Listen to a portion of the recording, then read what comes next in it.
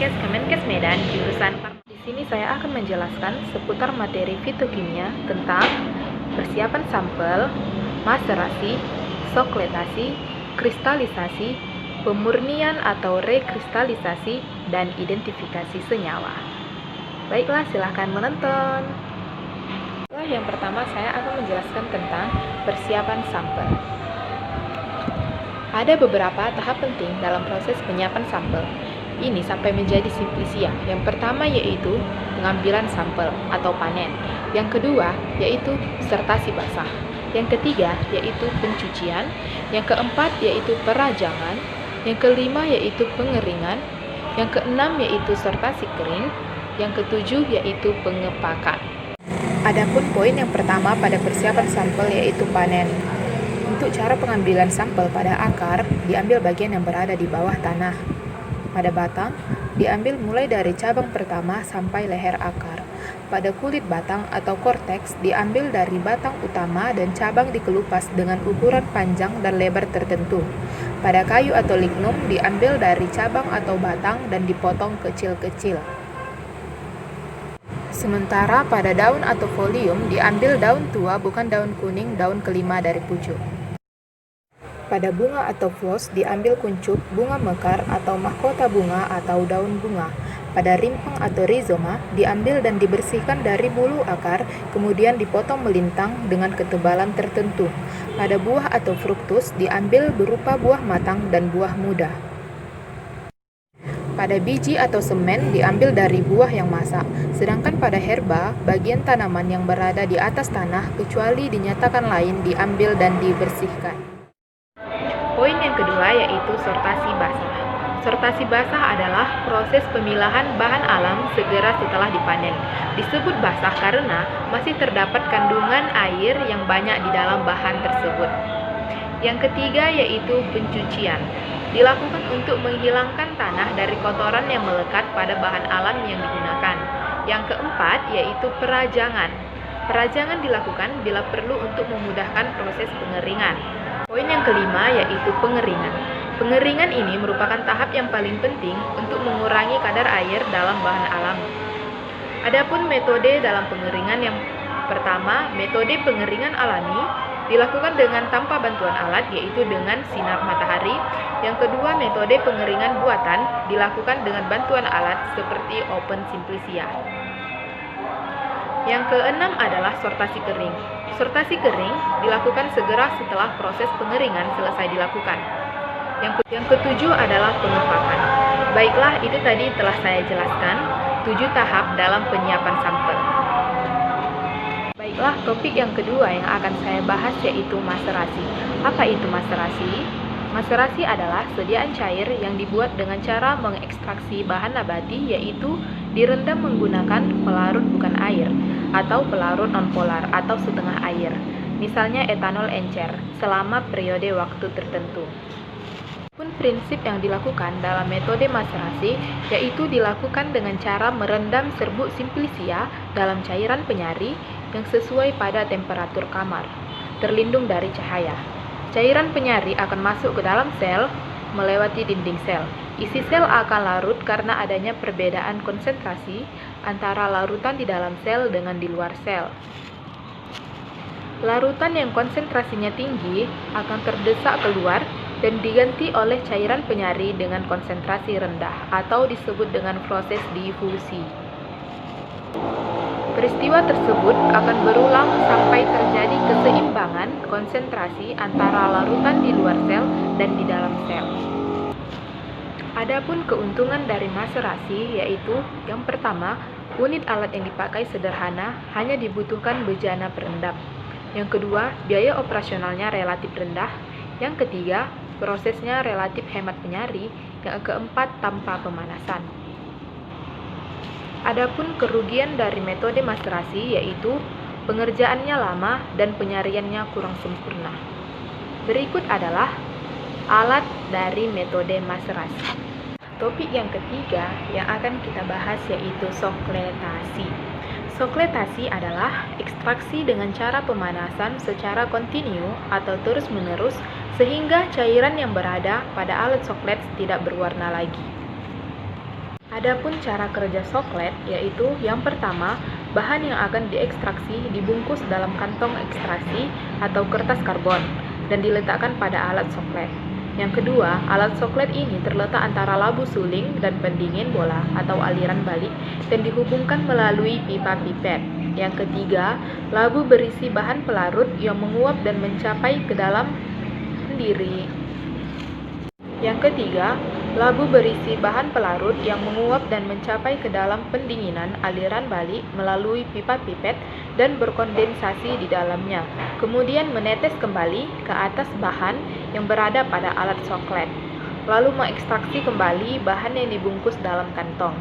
Yang keempat, larutan berkumpul di dalam wadah gelas dan setelah mencapai tinggi maksimal secara otomatis ditarik ke dalam labu. Dengan demikian, zat yang terekstraksi tertimbun melalui penguapan yang kontinu. Berikut adalah contoh gambar alat soklet. Adapun keuntungan ekstraksi dengan metode sokletasi yaitu yang pertama, membutuhkan pelarut sangat sedikit. Yang kedua, zat aktif dapat tersaring sempurna. Yang ketiga, dapat digunakan dalam laboratorium penelitian. Adapun kerugiannya yaitu yang pertama, membutuhkan waktu yang lama. Yang kedua, membutuhkan banyak energi listrik dan gas. Yang ketiga, tidak dapat dilakukan terhadap simplisia yang peka terhadap panas. Pelarut yang biasa digunakan yaitu pelarut yang lebih berat dari air atau kloroform, pelarut yang lebih ringan dari air atau ether. Baiklah, topiknya keempat yang akan saya bahas adalah kristalisasi. Apa itu kristalisasi? Kristalisasi adalah teknik pemisahan kimia antara bahan padat cair di mana terjadi perpindahan massa dari suatu zat terlarut atau solut dari cairan atau larutan ke fase kristal padat. Kristalisasi juga bisa dikatakan suatu proses pembentukan bahan padat dari pengendapan larutan atau campuran yang meleleh atau pengendapan langsung dari gas. Adapun mekanisme pembentukan kristal ada dua, yaitu yang pertama pembentukan inti. Inti kristal adalah partikel-partikel kecil, bahkan sangat kecil, yang dapat terbentuk dengan cara memperkecil kristal-kristal yang ada. Yang kedua yaitu pertumbuhan inti. Pertumbuhan kristal merupakan gabungan dari dua proses, yaitu transportasi molekul. Syarat kristalisasi yaitu yang pertama, larutan harus jenuh, yang kedua, larutan harus homogen, yang ketiga, adanya perubahan suhu. Baiklah, saya akan menjelaskan metode kristalisasi atau proses terjadinya kristalisasi. Yang pertama yaitu proses pendinginan, yang kedua proses pemanasan, yang ketiga proses pemanasan dan pendinginan. Metode ini disebut kristalisasi vakum. Yang keempat, penambahan bahan atau zat lain. Contohnya yaitu yang berfungsi untuk menarik zat alkaloid atau basa dengan penambahan garam atau garam alkaloid, misalnya strisin nitrat. Adapun contoh kristalisasi dalam kehidupan sehari-hari yaitu pembuatan garam dapur dari air laut dan pembuatan gula putih dari tebu. Next, topik yang kelima yaitu rekristalisasi atau pemurnian. Rekristalisasi adalah teknik pemurnian yang didasarkan pada perbedaan kelarutannya dalam keadaan panas atau dingin dalam suatu pelarut. Prinsip pembentukan rekristalisasi yaitu yang pertama, pembentukan kristal kembali dilakukan dengan pendinginan larutan hingga tercapai keadaan di atas jenuh. Jadi, rekristalisasi meliputi tahap awal yaitu melarutkan senyawa yang akan dimurnikan dalam sedikit mungkin pelarut atau campuran pelarut dalam keadaan panas atau bahkan sampai suhu mendidih sehingga diperoleh larutan jernih.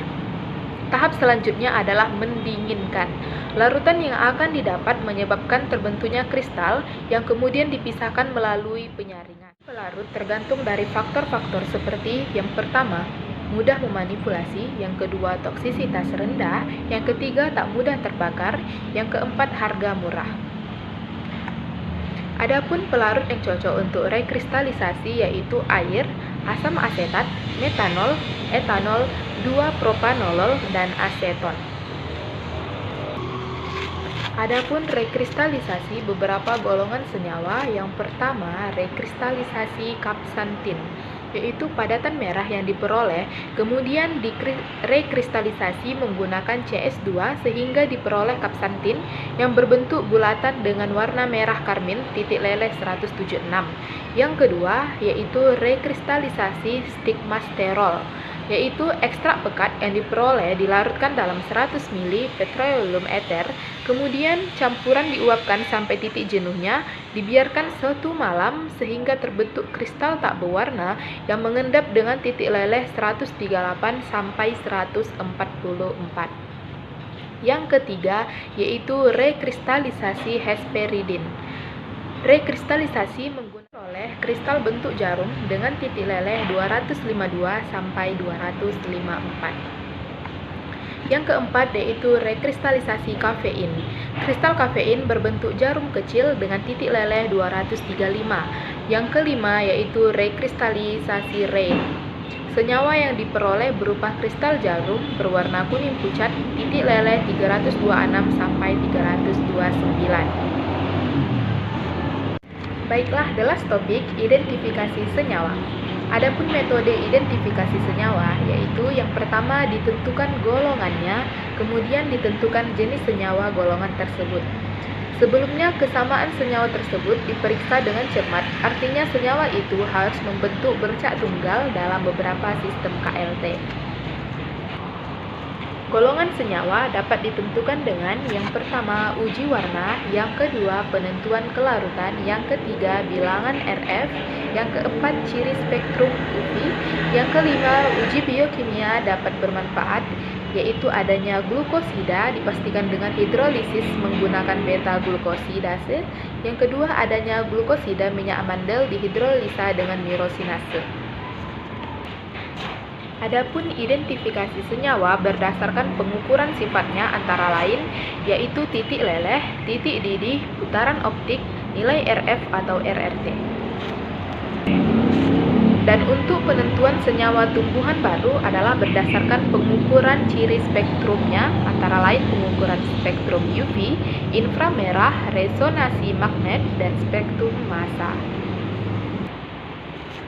Contoh identifikasi senyawa pada metabolit sekunder yaitu menggunakan analisis hasil, analisis kualitatif, dan analisis kuantitatif. Kriteria untuk identifikasi fitokimia, yang pertama, cuplikan harus asli. Yang kedua, melakukan perbandingan tergantung pada senyawa yang telah ditelaah. Yang ketiga, pembanding kromatografi harus didasarkan kepada kromatografi senyawa dengan senyawa asli tanpa pemisahan, paling sedikit 4 sistem. Kriteria itu misalnya pada waktu retensi pada GAGA-C, KCKT, RF pada KLT, RF pada KKT, pergerakan nisbi pada elektroforesis pada KLT, dan untuk pembanding spektrum digunakan 2 cara. Idealnya semua spektrum UV, IM, dan RNI, IH harus dibandingkan. Baiklah, sekian penjelasan saya seputar fitokimia. Jika ada kata-kata saya yang kurang dimengerti, mohon dimaklumi dan dimaafkan. Sampai jumpa di lain waktu. Assalamualaikum warahmatullahi wabarakatuh.